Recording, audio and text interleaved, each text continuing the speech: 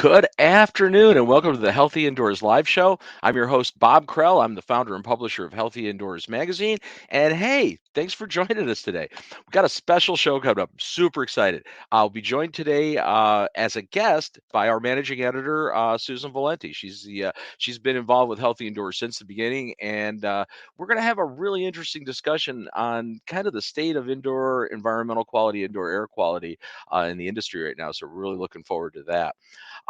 Hey, guess what? It's just to remind you again, it is our ninth birthday with Healthy Indoors Magazine. So we turned 9 this month, which is a crazy landmark. I don't know how that actually happened, but here we are. It went pretty fast. Again, you can get, if you don't currently subscribe to Healthy Indoors Magazine, you can get a copy of that emailed to you every month by going to healthyindoors.com, our primary website, and you can click on the subscription link there. Or if you happen to be watching the show today on the Healthy Indoors online global community, which we'll talk about in a second, you can access the magazine and all the back issues there right in the Healthy Indoors Magazine portal, which is pretty cool. But hey, you know what? That's all the free stuff you can do at the online global community. It's open to the world as far as all our shows, broadcasts, magazines, all of our publications. But there's so much more if you actually become a member of the magazine. We're launching for all of our members of the Healthy Indoors online global community. We're starting what we're calling the AMAs, the Ask Me Anything sessions with industry experts. And we're starting off next week, next Tuesday, with an Ask Me Anything with Cole Stanton, talking about restoration and mitigation chemistry. So it's all the things that you always probably wanted to ask about the chemicals that we use in this industry for restoration work, mold remediation, on and on. Cole's been really a prominent expert in this industry for over 27 years. So super exciting. Join us. It's going to be live next Tuesday here on the community from 1 to 2 p.m.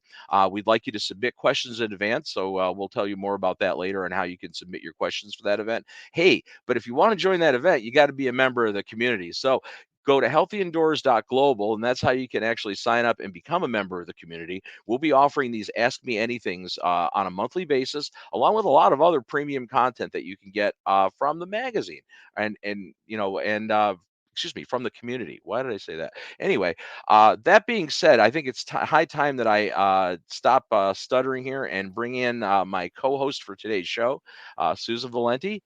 How are you? Hi, Bob. I was Long just time no see. yeah, long time. It's been so long. So Susan was really back here in the beginning, the early days, and here we I'm are. like, which Well, I mean, early days are you talking about? see, that's I'm like, we was do that need the to. 1992 early I days was gonna say, yeah, we do need or to qualify the that.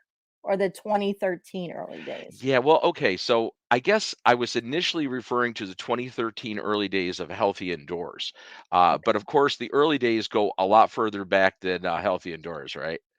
Yeah. Yeah.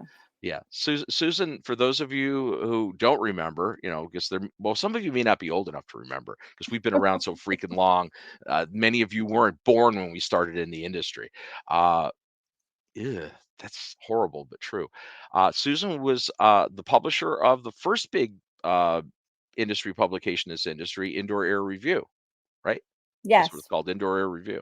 It was indoor air review, and then it changed to indoor environment review, and then we did, God, like, lead detection and abatement contractor. We did lead poisoning report. We did a building air review. We did like a lot of things back then. Yeah, and then you liked it so much later on, you bought the publication and rebranded it, kind of. Oh, well, Well, we it didn't. was it was a new publication, right? Yeah, we actually went out and we just started a new publication. We didn't buy it Oh, well, because it was too expensive. Remember?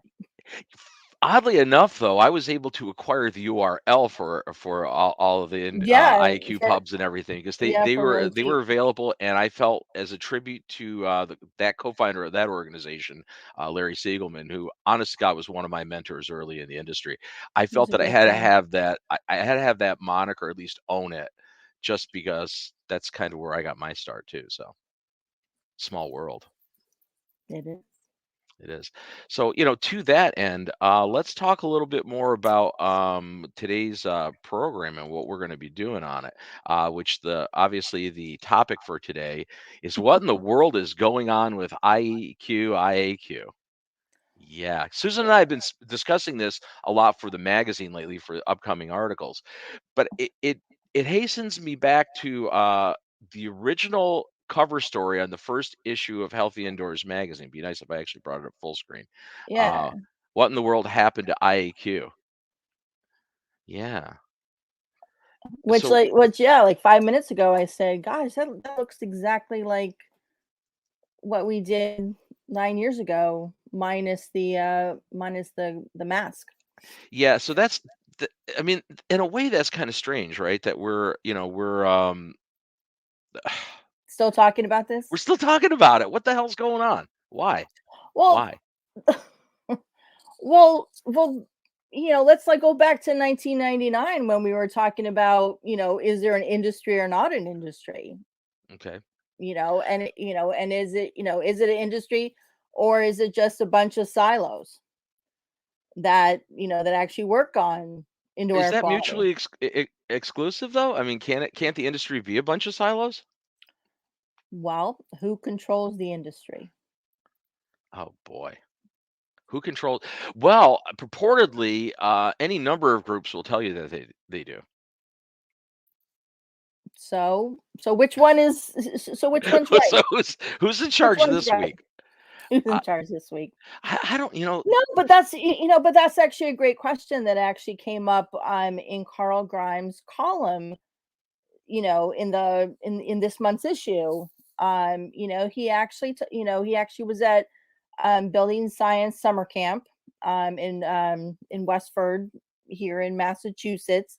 Joe Steebrook puts it on every year at the beginning of August, and he actually asked around, like what who's who now, what is like what are all of these industry groups doing? What do they offer their members? And for Carl, who's again been around for just as long as we have, it was longer kind of actually. He's old as dirt.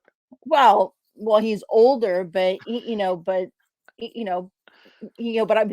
I will say that like Carl came on very early on when Mhm. I was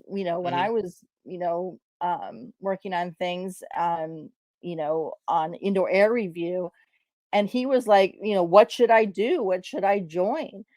And I said, join everything. And Oh, as far as by organizations yeah, and and by God, affiliations. he did.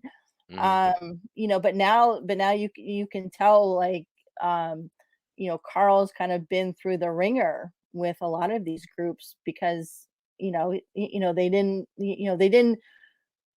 haven't done exactly what they advertise that they're going to do in terms of membership. That I mean, that in of itself is, that's an interesting point, because things have changed, right? Post pandemic, has the yeah, how do these organizations, and there's a bunch of them. There's ones that are bona fide trade associations, right, that are incorporated as trade associations. There's some that are just not for profits that are operating for advocacy. There's different types of membership groups out there. There's some non-membership groups that are just certifying bodies. Uh, how do they remain relevant in today's market? We were having that discussion actually 2 days ago, right? How do they? I mean, Two things days have ago, changed. 2 weeks ago, Yeah. Well, you it's think about it, I constant. mean, years ago, right? You know, conferences were like, the end all thing. These organizations had these national conferences so that you could, everybody gets together, and that's how they were able to, network and and learn educational stuff. We're talking pre-internet, right? Yeah. So that it made total sense. But like now, we are in a little bit of a different paradigm now, perhaps I would think, right? I mean, a little bit. A little bit. What was interesting, like, let's just take Indoor Air Quality Association. I mean, like, really for the first time, in a very long time. They actually had, their new president, Lisa Rogers, like do a, get interviewed for, for a consumer story. That hasn't happened for like decades. And it certainly didn't happen during the pandemic when really, like we thought, industry groups, practitioners were really going to be out there, kind of like, like pushing the message. All right, like if like researchers and academia are out there pushing, yeah, COVID is airborne. You and I thought that, that these groups were going to be pushing, hey, like we're the practitioners that can help you, clean up your indoor air. Um, and like we didn't see anything out there in the consumer market from practitioners, And that's true. What we saw was a lot of tweets, a lot of stuff coming from academia, right? researchers. Yep. Ton of that, right? I mean, the researchers were, they were ev- apparent everywhere. I mean, and that's, I think there was more tweeting going on during the pandemic with these guys than I'd ever seen before. Um, but you're right. Yeah, we're the practitioners, the guys that actually, and when I say guys, the individuals, sorry, Yeah, the individuals. there's actually a lot of women out there now. I know. Well, there are in the industry. Well, I mean, there's 51% of the population are female, so you would think that there should be a representative portion somewhere near that in the industry, which is another comment that we can get into later. Okay, Because I'm I not sure that's won't. the case. But why weren't the practitioners present? Well, we What still do you don't think? know why. I don't. I think that they were just out there, like in the real world, just trying to make money. Oh, Actually, okay. I mean, I mean, that was partially. my. I mean, that was my thing. I mean, they certainly weren't just sitting at home, um, you know, not working. I don't think.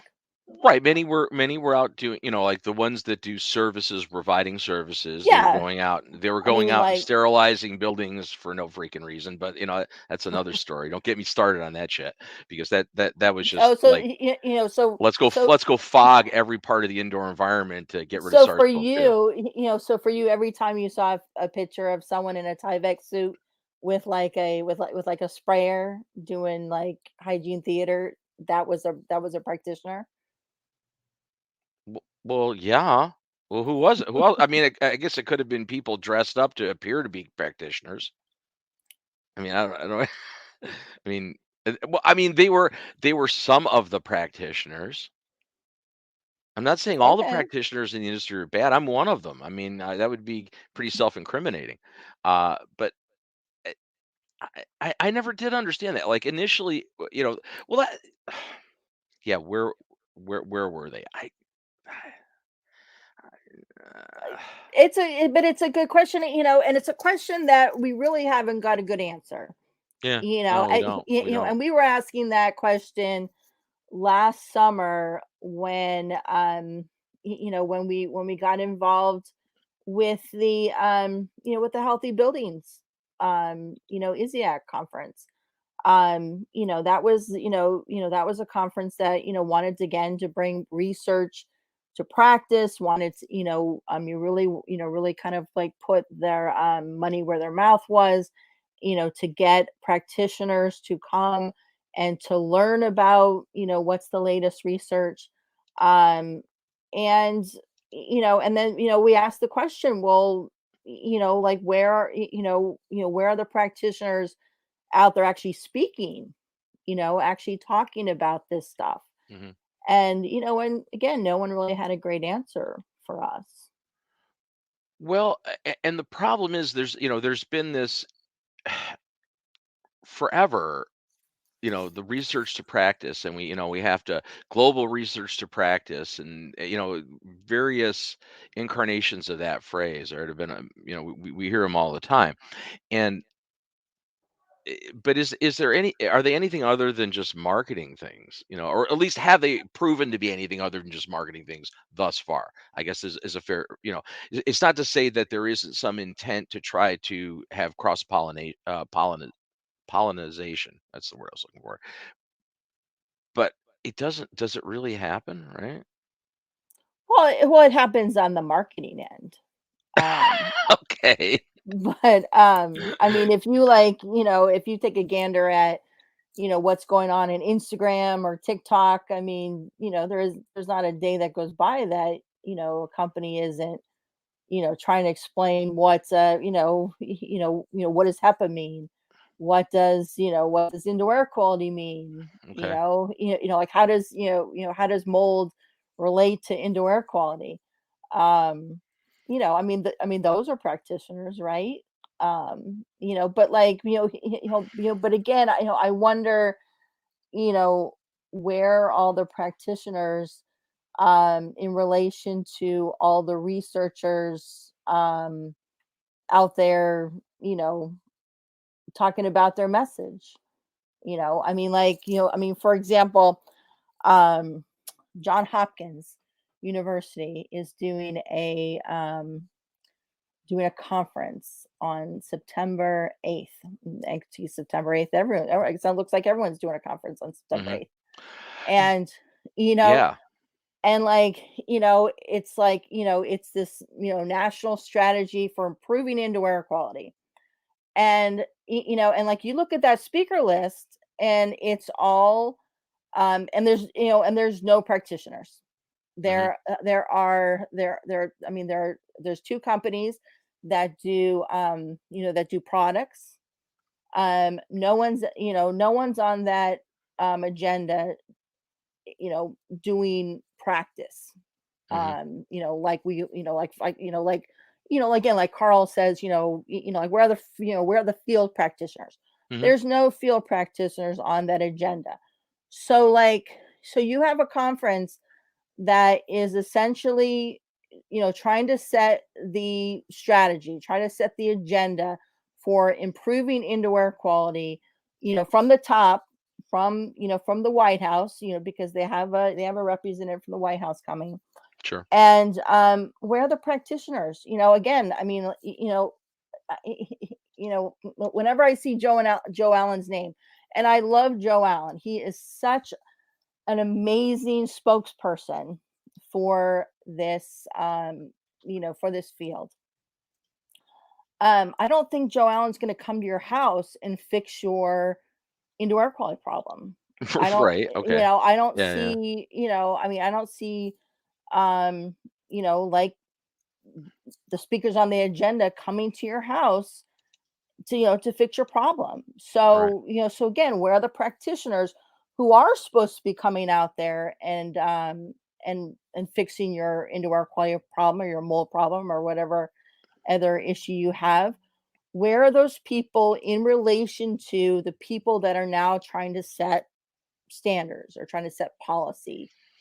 Um, you know, Kind of missing in action. And again, the practitioner, the term practitioner is kind of a broad term, right? Because it encompasses all of the service providers, companies that actually do services, come in and do remediation, mitigation, abatement, as well as all the consultants, right? That come in and do the front end assessments, back end clearances, the testing, I mean, and I guess you could really say that the other side of practitioners are also the laboratories, right, that provide the analytical yeah, services, and really the supply side, right, the supply chain, the companies that make the products, materials, the chemicals, the equipment.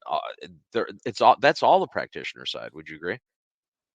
definitely. Yeah, yeah. But like, but again, I mean, while I, like applaud and appreciate the fact that, we're actually again, because this happened back in the early 90s where, where like environmental tobacco smoke was like a huge thing. And that was the quote unquote, like indoor air quality issue. Let's just solve secondhand smoke, Hmm. you know, and that was considered like, the IAQ standard or the, all right, let's how to, let's improve indoor air quality. Let's just get rid of this secondhand smoke. Now it's like clearly much, a much bigger issue than just secondhand smoke, which for most of, for most places and states globally. That's it's pretty much gone. Okay, but that's Um, interesting because you broached that too. Because in '92, right, or in the early '90s, the tobacco industry was funding most of the indoor air quality related research other than ETS, right? Environmental yes, tobacco smoke. In fact, that yes. was the caveat when they'd give millions of dollars for research is search everything else, fiberglass, look at everything else, every Oh other yeah, possible thing that could be a problem in the indoor environment. So let's face it, a lot of our early research was funded by the tobacco industry for this yeah. industry. Well, I don't think that's the case anymore. Well, um, no, no, you but I know, mean, but it was. I mean, it was. what a weird scenario. It is. It's basically, I mean, basically the intent was, oh yeah, the air's bad. Look over there, they're causing it. It's like it's the whataboutism at its finest, maybe. Uh, Yeah, but but again, I mean, I just thought back in the early '90s, I mean, you did get like you know I mean, NACA was like part of things, IICRC, RIA, and even IAQA was, I mean, not in the early '90s, because it was didn't exist, but like in kind of towards the 2000s, mhm. they were involved in government stuff and um, and in like being asked their opinion about research and so forth. And again, I just wonder why, you know, like like industry groups are now almost like a tier 2, a tier 3, ask. Yeah, Um, but I would argue that the industry groups, with the exception of the big players like the Ashrays of the world, that have a lot of clout, weren't really invited to the table. I mean, you speak to NADCA. I was the one that actually ran the NADCA research with yeah. EPA, and Tim Aber and I actually were involved with that heavily. And we got invited to the table because we were noisy. I mean, we were like that little dog nipping at your heels all the time. We kept annoying EPA to the point where they decided that they would give us a seat at the table and let us talk to them. But there was persistence. I mean, it didn't happen just by chance. But I No, don't I but don't know if that initiative happens anymore. I mean, is that really happening? um, probably. I mean, I don't see it. Do you see it out N- there? not heavily. I mean, I I see mean, like everybody I see, talking about it. again, I mean, I mean, for me, I am like a student of history, and Hmm. unfortunately, I'm like a student of IAQ history. So True. so for me, like I want to see like things today and in 2022 to to have progressed from 1994. Okay. I'm like, I want to be able to to have people show me like the actual timeline of like where they were, where they are now. Okay. I don't Okay. want to I don't want to see the fact that in 2022, like we're I mean we're basically making this up as we go Well, we're along. relitigating the whole story. I mean, But why? But why? I because mean, people like, have a short freaking memory. I think is part of it. Just look at us. but the Just look at us. story is already told. I Yeah, mean, the but story's people. out there. Yeah, okay, but nobody pays attention. Uh, we're all about, I mean, especially now, we're a very short attention span type society. I'm talking mainly the United States here, but it's probably true for the entire planet. But especially in the United States, everything's very short, like so. Nobody goes back and and reviews history that much, except for maybe the few historians in the world. You being one of the IEQ historians, I would actually consider you might be like the historian of the industry. You're right up there. You're one of them because you follow. I mean, the thing is, think about it from a journalistic standpoint. You followed the industry from its infant stages in the early '90s to today, which is not all the industry, right? I mean, there was industry preceding the '90s. There was some, and but I mean, you have a pretty good window of the formative years of indoor air quality. Agreed? Yes. I would Okay. agree with that, but, Yeah. like, but again, I mean, I would, I would suspect everyone would have that kind of history or, like, want that kind of history so that they can, that now in 2022 that they can get their standards and their strategies, like, done quickly. Yeah, well, you're right. I mean, I think there's this tendency to reinvent the wheel for some reason. Well Is that to just create relevance for yourself? That you're coming up supposedly with something new? well, I there's nothing new well, about any of this, right? no, not I mean, really. people want to say, "Oh, look at this product. This is brand new." And you're like, "Well, it's new because it has a new name, but the technology is still from, like, I mean, you can actually trace it back decades. It's just a better version of what came before." Yeah, is it a better version, or is it not a better version, you know? I mean, that raises that interesting concept, right? Right? There's always stuff being introduced, right? The new Yeah. latest greatest. Everybody's looking well, from an investigative side, everybody wants the tricorder from Star Trek. So you can just flip it up and go beep beep beep, and the air is good, and do all the analysis with one little device. Within 10 seconds they know whether they need oxygen packs or whatever. They know the air is good. So everybody wants that on the consulting side, and everybody wants the magic potion that they can apply to the indoor environment, whether they spray it, fog it, spit it, drop it, I don't know what, whatever, that's going to just fix all the indoor air quality problems. And Okay. Let's go back to last week's show. All right. okay. And Oh, I'm short attention span. What did we do on last week? you had Claire Barnett Oh yeah, and the school show. I remember. talking about schools, and and at the very end she talked about the lack of a knowledge database, lack of a knowledge base. Like an archive where you Yeah. can readily Yeah. get to it. Okay. Yes. And which again, sparked my ears. I was like, ooh, knowledge base, all right. And this is something that Carl Grimes has brought up before too, is that, all right, where's the knowledge base? And then two, who should, who should be the owner of that?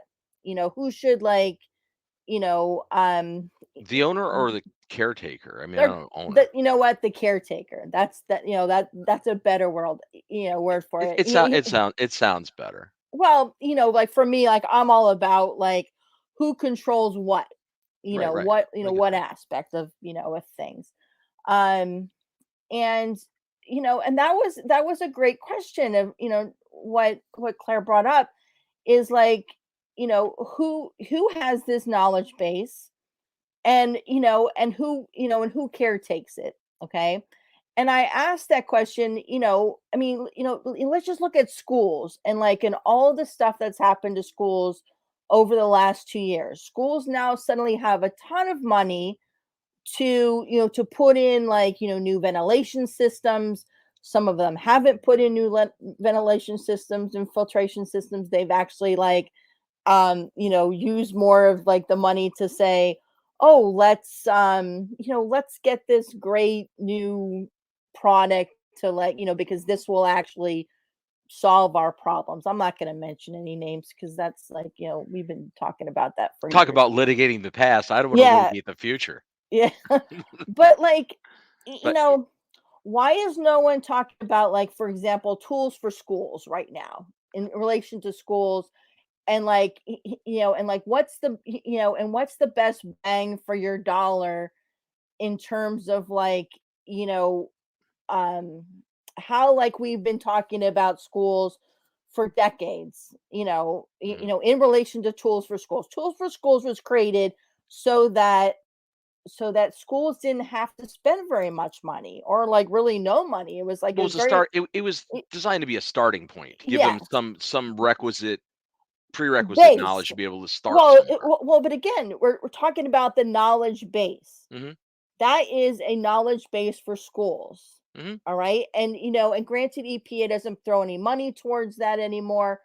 But still, where's tools for schools in relation to all of this, now new money in relation to COVID? You know, where, again, where is that knowledge base in relation to what's now out there? And again, why are schools being asked to now, like, think about ventilation and filtration and like new products and everything without, like, without that, like, knowledge base that, like, you know still hasn't got to like every single school in the US, I mean right? that's a valid point. Honestly, Susan. I mean, because I would say most of the information in the tools for schools kit still relevant. It's absolutely still I mean, there's relevant. some new stuff we're talking. The pandemic created some new stuff and some new wrinkles that we didn't talk about in schools, tools for schools back in the '90s, and that was updated again a little. I think it was updated in the early 2000s. There was The some late modifications, a little 90s, bit. I yeah, think they changed some of the graphics. That's about it. yeah. Um, but yeah, it's strange, but I mean, it goes back to the same thing we were just talking about as far as y- y- you know we got a short attention span. People don't, they always want to. Everybody wants to reinvent the wheel all the time instead of going back and learning off of past mistakes and past positive things, right? And incorporating all the stuff that we did already. I mean, why do we have to relearn everything? Well, we have to relearn everything because we don't have a knowledge base. No one, no one's out there saying we are the caretaker of this knowledge. Or or or we control this knowledge. Everyone needs this knowledge in order to get to the next step of indoor air quality. All right. So where is it? Is it like, is it at a university somewhere? Is it at Harvard? I mean, because again, Mm, if that's where it is, somewhere someone has to be able to say Harvard is the caretaker of all of this knowledge base. Okay. And like, hmm. anything new you have, let's just add to that. Okay, or is it or is it the knowledge base, or does the Indoor Air Quality Association, are they going to be the caretakers of this knowledge base? You know, who knows? But like, but again, but these are questions that, I mean, at this point, with all this money flowing around in terms of like, the COVID money, infrastructure money, these are questions that you have to like throw out there, and you have to ask and say, where is it, and who's caretaking it for you, and who's like expanding it. Yeah. Okay. And I guess yeah. Okay. I mean, Well, if you want, you can disagree with me, but no, this no, is a I'm not disagreeing with you. I think, I would argue that maybe with when we set out with this whole endeavor with healthy indoors, tried to do some of that and try to consolidate and bring some information into a central location. But have we achieved that? Of course not. No, I mean, their stuff is so disjoint out there. But I mean, even just within the individual silos, like you go to EPA's website, that's a tough place to find information if you're a consumer who doesn't really understand what you're looking for.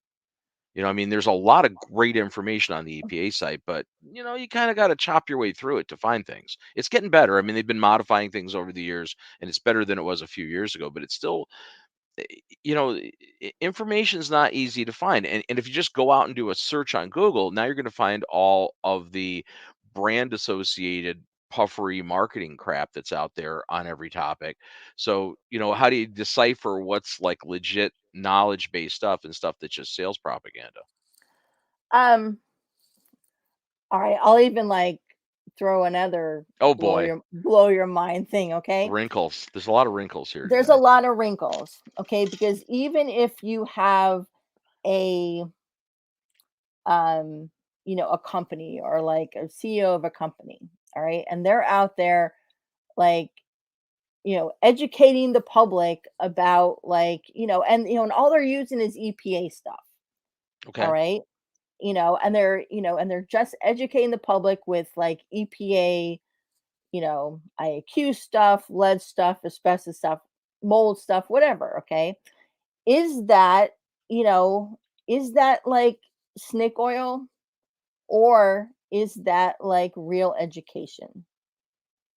And I say that because you have like a for-profit company out there using the information, but they're, I mean, they're obviously going to spin it, towards The their own but the company. degree And of the spin is where defines whether or not it's education versus snake oil. I think honestly, if the organization's truly putting out educational material in an relatively unbiased fashion, and then they offer some of their marketing stuff along with it, I don't necessarily think that's a bad thing, and that's not snake oil.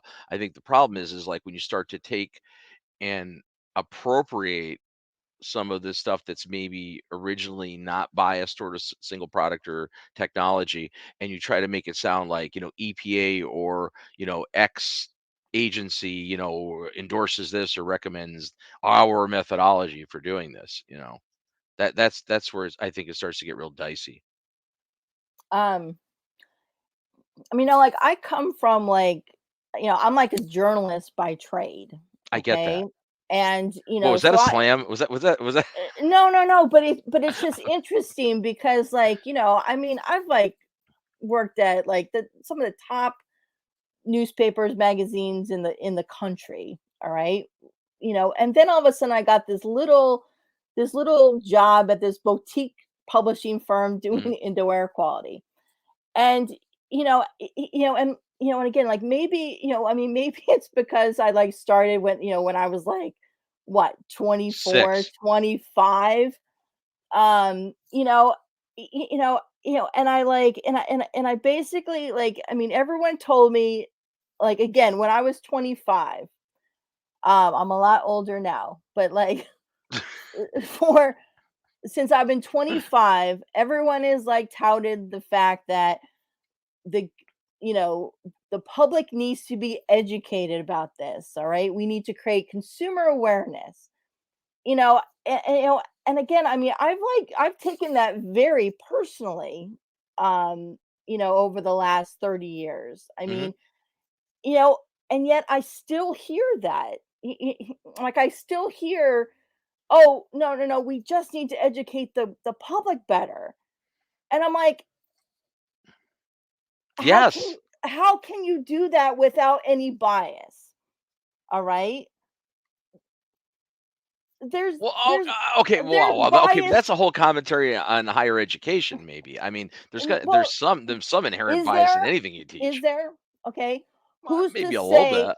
all right, who's to say like that, like, for example, like the White House is correct in that the fact that like, HVAC contractors now, are the people that should like do ventilation and filtration. Granted, they should, but like, like Well, I mean, who's gonna be the caretaker that makes sure that happens in a correct, in a correct, unbiased way, that like, that again, consumers get the best ventilation and filtration out there, okay?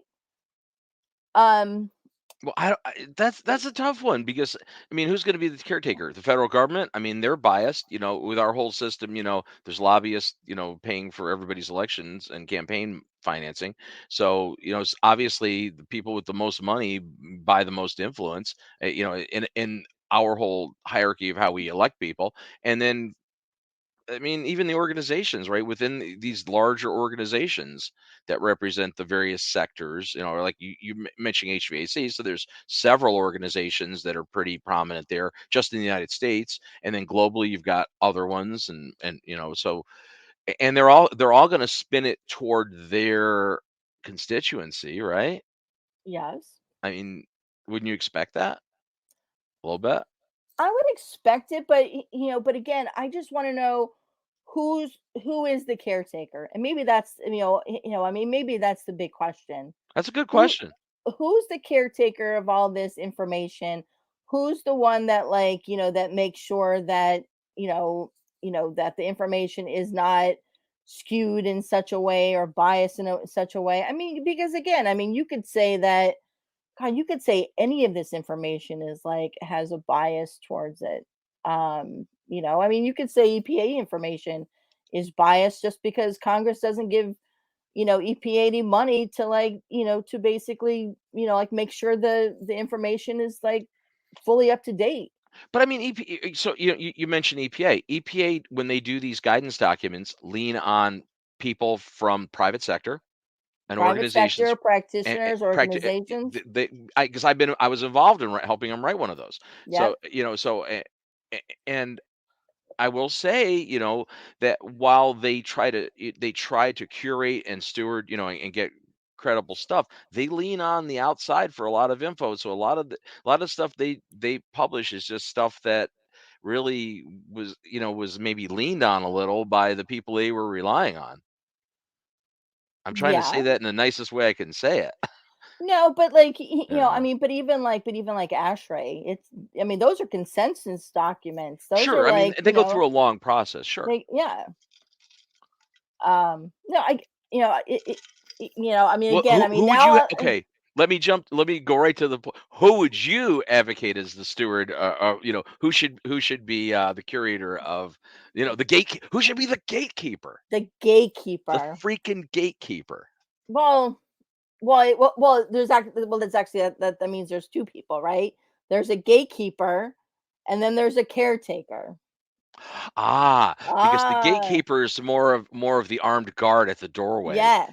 and the caretaker is the one who cleans the dust off, Or, or actually, or is the one that updates, actually puts the updates. repaints the Yeah. finishes And in that museum. and actually, instead of a gatekeeper, maybe it should be a bouncer or somebody, because it's like a club, and there should be a bouncer at the outside, check in your IDs at the door. Bouncer. The oh, yeah, okay. These are questions that keep me up at night after all of these These years. are questions. Me too, though. Honestly, there's a lot of questions. You know, This is really a great format because we've done shows like this in the past over the years. Joe and I did a couple of these back, and you and I did one I think like a year and a yeah, half ago. We don't do yeah. it frequently enough though. And that's the thing. Like, maybe we should that Or because because, like, because we're asking a lot of questions. We don't have the answers, but I think it's more important that we are our to our audience. I think is to at least pose the questions. because I don't see, like, organizations asking these questions.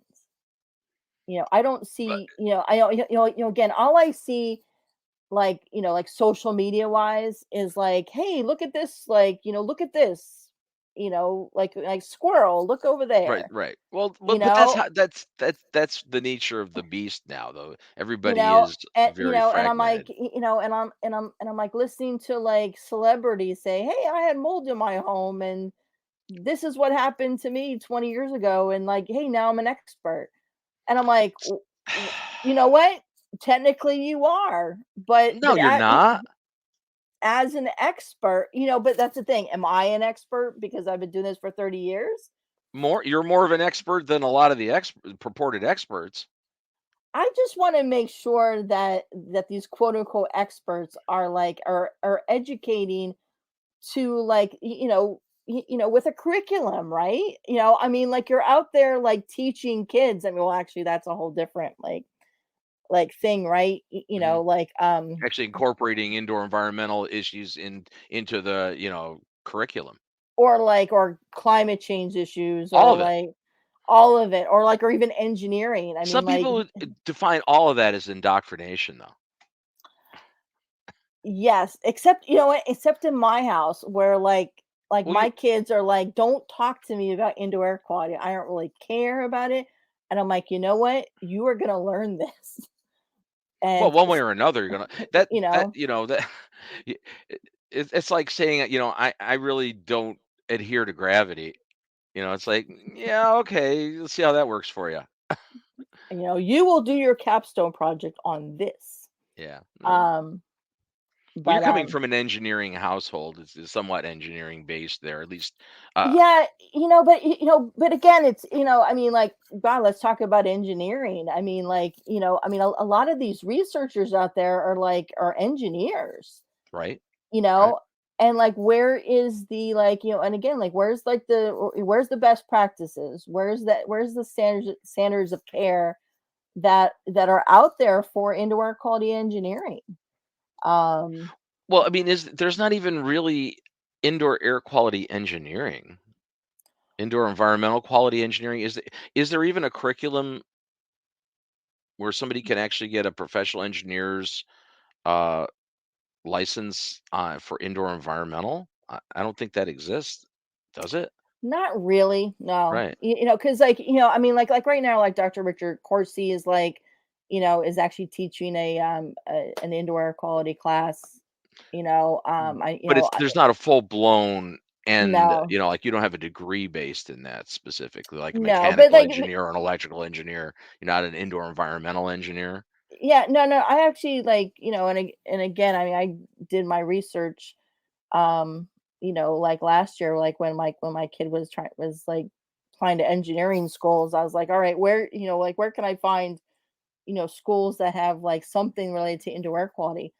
Um, but there's there's trying to be classes on it, Hmm. but not, I mean, but there's no like minors in it. There's no, I Yeah. mean, there's not really a lot of, I mean, there's classes, But see that I mean, which I guess is a good start. no, it is a good start, but that's been one of the problems I think since the beginning of the industry is who do you lean on as an expert? Like who's the expert in the industry? And I asked this question because like which discipline, is the gatekeeper for the industry too? It's like, is it an engineer, is it an industrial hygienist? Is it, there's so many different disciplines. People come from public health, they come from contracting, they come from architectural design, from that aspect. I mean, and probably a whole host of other areas that people come from: chemistry, chemical engineering, microbiology, of course. That's the microbiome Yeah. is a big factor. So I mean, but the point is like, who is the qualified individual to weigh in on this, or is it really more of does it have to be more of a hybrid, of like a lot of different disciplines, right? Can you imagine? I But I mean, mean, but I no, mean, one single discipline, like, uh, is is a mechanical engineer really qualified to tell you all the indoor environmental issues in a built environment? Probably not. but again, I always go back to the question, who's going to come to my house and fix my problem? Is it Joe Allen? Yay, me. If I could get Joe Allen to come out to my house and do an investigation on what's going on, what's wrong with my house, I am like, I'm like, thumbs up, yay, this is great. But I Right, don't but think it's not that's going to be. ever gonna happen, No, no, so it's that's not going to why. be. None of the researchers. I mean, none of them are coming to your house to help you. And So, so what does that mean? That means somebody, some organization, some group has to be the ones that says, all right, we are the ones that will teach practitioners how to fix houses, right? yeah, but Or like fix workplaces. I mean, fix schools. Wait, which one? Because they're all individually, But you know, the problem is, again, like as this graphic alludes, it's like it's showing it like a one directional, transfer of information and knowledge. But that's not what it is at all, right? I mean, when you think about it, it can't be that way. It has to be. It has to be. I mean, I see it as almost like a three cog thing, maybe even more. But at the very least, academia and research to practitioners, and we already defined what we're calling practitioners is pretty yeah. everybody does everything or supplies something to the industry. And then you got the consumers who are everybody, whether they're commercial consumers, residential consumers, everybody is a consumer in some level. right? So there has to be like some there I mean, I guess it's a triangle. I mean, there has to be bilateral information sharing because the research people don't even know what's affecting the people down at the end, the actual consumers of the services and the stuff that's going on necessarily if they Well, sit but in a they're laboratory, consumers though, right? huh? I Well, mean, a they're consumers, but researcher. yes, but they're biased. I mean, we're all biased. I mean, there needs to be more. And I don't know what the mechanism is. I don't think we have this mechanism to Yeah. really get the information back and forth. Certainly, it's really nice to say you're going to have like a 3-day conference somewhere in some tropical space and say that's going to fix all of it, but it's not. And eh, because I want to go to how Hawaii much and do this. Let's let's all go to Hawaii and do Yeah, this. exactly. I know and again, conceptually that sounds wonderful that you might get at least a group of several hundred people in the industry together to maybe talk and cross-pollinate. Great. I'm not saying that's a bad thing. I think it's a good thing. But there needs to be a lot more than that, right? I mean, I've seen so much good research, to that Yeah, conference. I mean, the Healthy yeah, Buildings Conference had some great research, and there was yeah. stuff But it's that the the, research was done a couple years ago. I'm in the industry as a practitioner and as a yeah, media person, and I but wasn't that's aware the of it. problem. I mean, that's the problem with research. It never filters down But we're into even like we're even the media, and we didn't in even practice. know. I Yeah. mean, on some of this, it was like news to us. Like, when the hell you did this study 2 years ago? You've been doing this for 2 years, and nobody knows anything about it, and it actually could, substantially affect how people do things, at least in one aspect, and nobody knows Well, about but it. that's I don't want to like make a comment because like because a lot of times what happens is that like big research actually gets filtered down to like the New York Times and to Right. the Washington Post, and then it gets filtered to consumers who like have no idea really what it really means, Mhm. and then they ask their practitioner, and then their practitioner doesn't know anything either, and it's like, all right, what just happened here?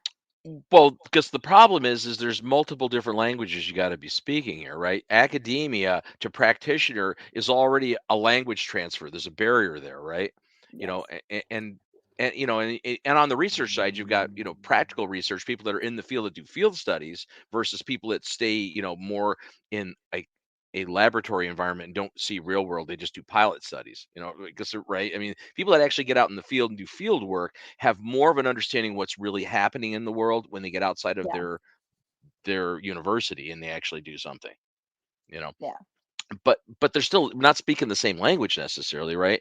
And then, a- and to take really high level white paper, information and even distill it so that practitioners can read it is a challenge. Yeah. I mean, just that whole indoor chemistry paper, 33 pages from the study in Austin. Yeah. Um, I actually flipped through that after Joe. They spoke about that 2 weeks ago on Joe Use's show Yeah. or couple IAQ Radio, Yeah. and I actually downloaded it and Yeah. and read through it, and I agree. Like as a person that's like maybe an expert practitioner, some of that stuff was way over my head even, and some of the Yeah. on the chemistry side I was like, whoa, I was glazing over reading it. So how is that ever going to get down to like the average field W- technician, or more importantly down to a consumer, and have them understand any of that? They're not. So how do Well, how, how do we, what's well, the mechanism by which we exactly. transfer information in a way that people can understand it and make it actionable? Yes. That's a whole show. Which goes back to your knowledge base. Hmm. Where's the knowledge base? Who's the gatekeeper? Who's the caretaker of it? Why do I think you want to be like the caretaker? You know what? I always thought that these questions would be already answered for me. I mean, Hmm. I never thought that like back in what 92 I was going to be like, "Oh, well this is all just going to get solved." Right? Well, it seemed. I mean, in '92 and '93, Henry Waxman and Kennedy was the other one pushing that, right? Kennedy. Yeah, Yeah, they had, so they're pushing in Congress IEQ legislation that seemed like it had some steam. It was a yeah. lot of it was being driven for the 94. environmental tobacco smoke, and the '94 midterm elections, rug gets yanked out, and that's dead meat.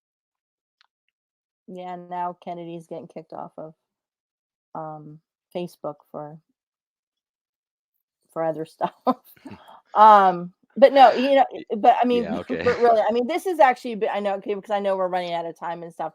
Now But we can this go a is little like, over it. I we can have but some this is, latitude here. yeah, oh, because it's us, right? We It's can just just, us because like, who's going to stop us?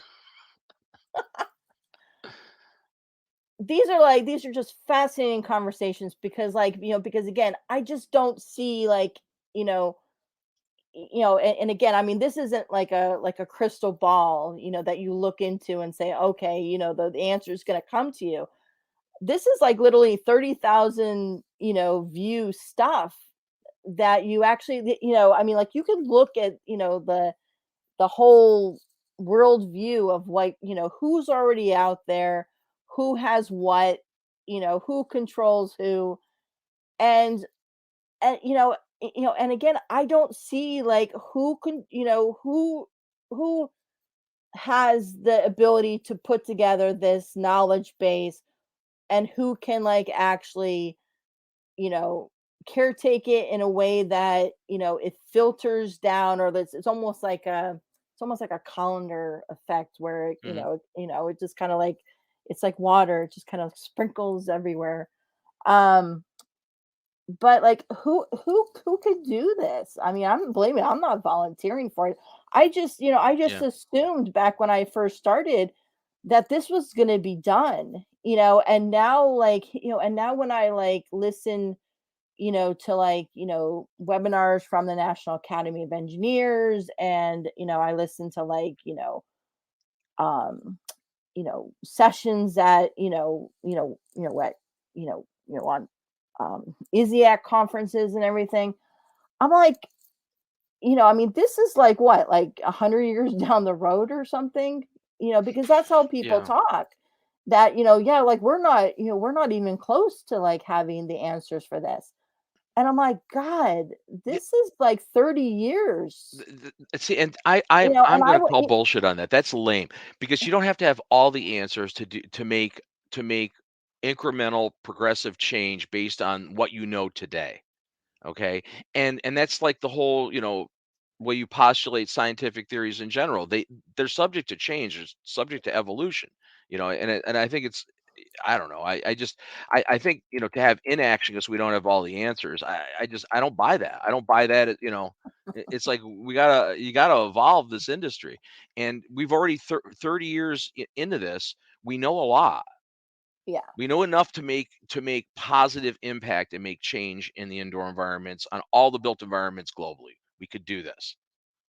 Okay, could we make them perfect? I don't know, probably not. Things, there'll no, be new well, technology, and it, but we but already you know we're what? talking It about the doesn't. same shit we were talking about in the 90s, and we still haven't done it. The schools had deferred maintenance for the last 30, 35, 40 years, so Yeah, nobody's now, fixed their old crappy mechanical equipment that yeah, wasn't any good to begin with. It's all falling apart. I mean, you know, I don't know. I mean, don't get me started in schools, because, I mean, people, people get all mad because, because schools want to use, like, let's just say, ozone to, like, solve their problems and stuff. And you're like, well, do you blame them? They haven't been educated enough not to, like, like, choose a wild and crazy idea, right? right, right. Well, I mean, I mean, again, no it, one's, like, out there, and again, I mean, I mean, like, you talk about the big school associations, they're not out there talking about indoor air quality all the time. I mean, it's, no. it's maybe like one session out of, like, 500. Um, Well, I would say that the pandemic drilled us down a little bit, because consumer awareness, right? In light of the pandemic, we're more attuned to indoor environmental concerns now than we've ever been in our lifetimes. yeah, I'm talking, collectively as a nation and as a world. I mean, everybody around the world is more attuned to ventilation issues and things like that because of the SARS-CoV-2 transmission, of course. But yeah. nonetheless, I mean, at least it's somewhat in the forefront of people's minds. So there is an opportunity to do stuff now, and we understand, that there's going to be more of these airborne transmitted viruses probably in pandemics. This is not a one-off. I mean, Nope. hopefully, it's not happening on a semi-annual basis, but It could, and the reality is Well, we need to build more resilient environments, indoor environments, built environments that can better handle and protect individuals in this. I mean, it's not even over with. Well, I mean, yeah, we're not done. yeah, I mean, this Yeah, isn't we're not done. done. I mean, like, I mean, one of my best friends just her whole family just got COVID. I'm like, wow, how did that happen? Oh yeah. Um, Well, I mean, I mean, my house, I've had it at least twice, and I think a third time, but I rapid tested a little late because I had a sinus infection, and I think it was happening concurrently. So I think I had it 3 times. My wife is like Typhoid Mary, Typhoid Christy. I mean, she's had it at least 4 times, yeah, no, I mean, like, and we're my vaccinated.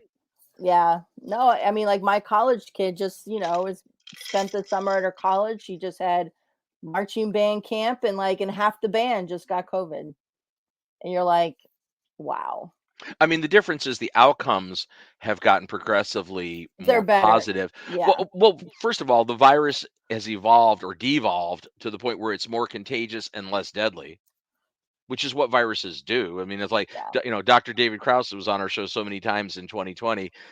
It's what's funny is we should go back and play some of Krause's clips because Krause called this right from the beginning in March of yeah, 2020. I mean, he he was did. saying all this stuff being a former public health guy.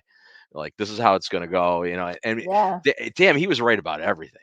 Almost everything he wow. cited was pretty much on. I got to do a mashup of That famous would actually that would Dave actually Crow be quotes. just a great show to, Yeah, like, just David to Krause yeah, quotes. like David Krause over the I should last bring him on and play clips of year. David Krause to Yeah. him and make him watch himself.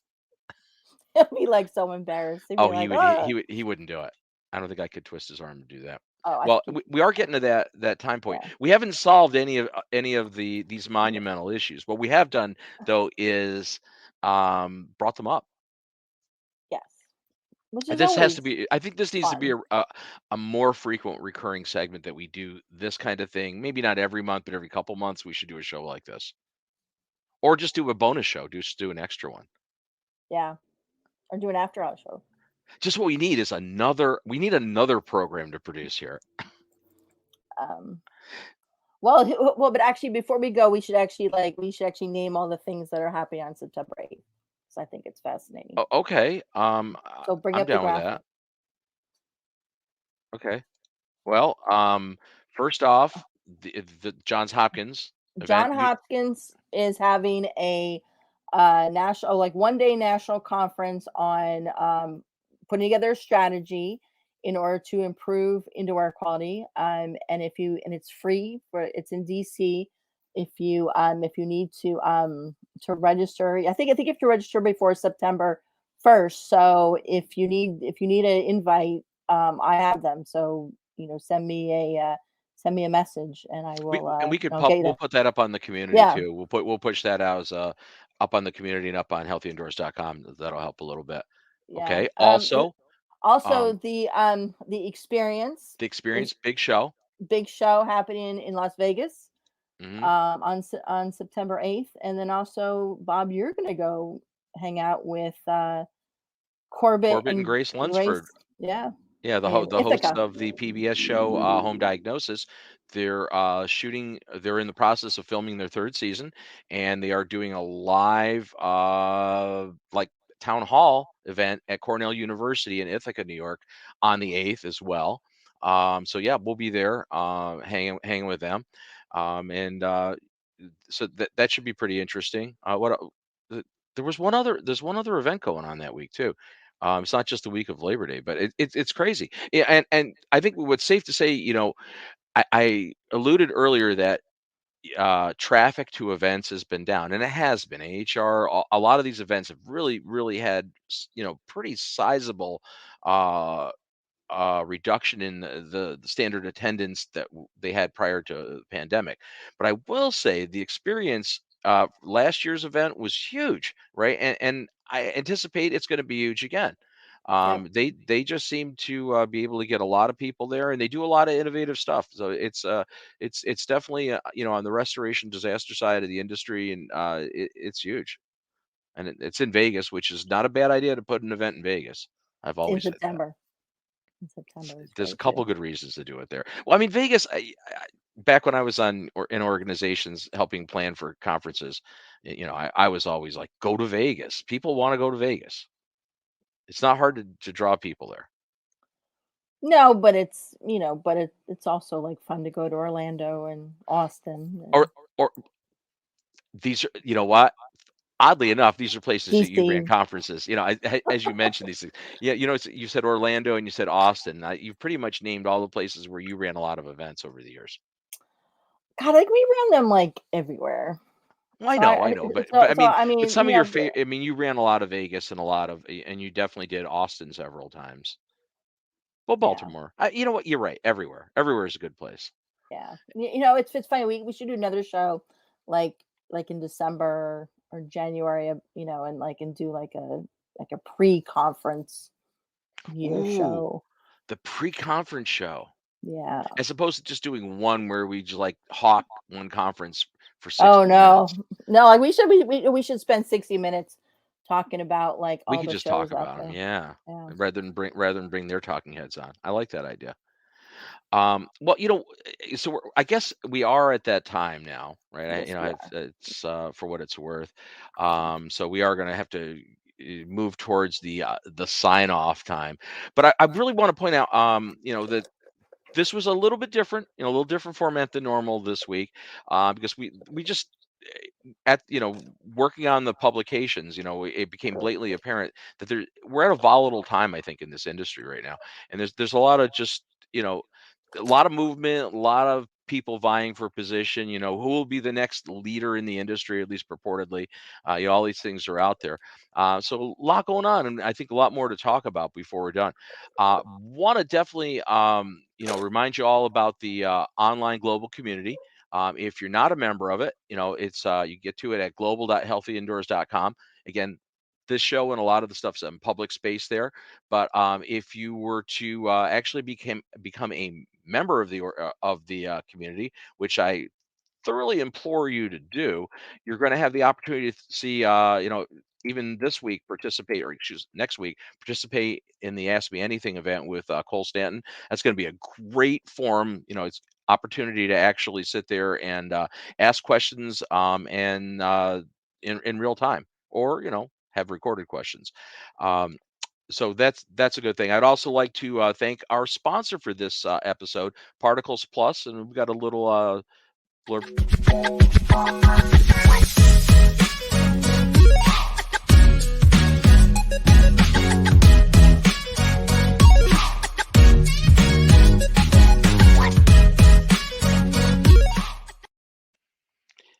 At Particles Plus, we offer cost effective instruments for superior indoor and outdoor environmental awareness. We measure fine and coarse particles accurately from zero point 0.3 to 25 microns because our core technology is based on calibration standards and repeatability. Our instruments measure mass concentrations, PM 2.5 and PM 10, but most importantly, we measure the size distribution of the particles by providing up to 30 channels. Get a free quote today at particlesplus.com. And I can honestly say, give the testimonial here. We use Particles Plus. I'm an indoor environmental consultant. Been using their hardware for what, 6, 7 years now. I love it, and I've been using particle counters since my early days in the early '90s. And great equipment, great hardware. So there we go. So special thanks to Susan Valenti for joining us today. Um, it was interesting. Are you muted? Thank you for having me, Bob. Of course. So with that, everybody, thanks so very much for joining us. We'll be back again next week, 1 to 2 p.m. Derek Dene will be talking with us on some really interesting stuff, actually. He's been somebody that's been involved in the industry. Was he president of IAQA at one point? He was vice president. He Vice was on the President. board a long time. And but he's involved with some new technology that will be kind of interesting to speak about. So we're looking forward to that. And of course, the online global community,